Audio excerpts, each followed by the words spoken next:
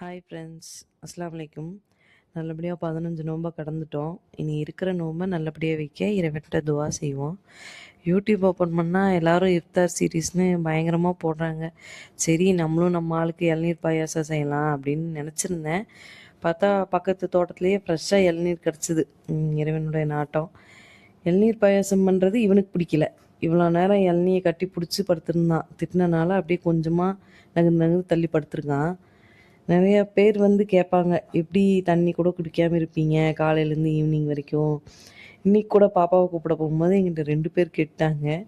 ஆக்சுவலாக இது வந்து எங்களுக்கே ரொம்ப மிராக்கலாக இருக்கும். ஏன்னா ரமலான் மந்த் இல்லாமல் நார்மல் டேஸில் இப்படி சாப்பிடாம தண்ணி குடிக்காமல் இருக்க முடியுமான்னு கேட்டால் முடியாது. கொஞ்சம் கஷ்டம்தான். இதே ரமலான் மாதமாக இருந்தால் இருக்க முடியுது. நோன்பு வச்சோன்னே ஒரு டே ரெஸ்ட் எடுக்கிறதும் இல்லை. நார்மலாக ரொட்டீனாக போகிற ஒர்க் போயிட்டே தான் இருக்கும். ஆக்சுவலாக ஒர்க் ஜாஸ்தியாக இருக்கும்.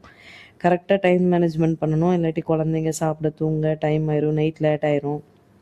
பட் அந்த எனர்ஜி இருந்துகிட்டே தான் இருக்கும்.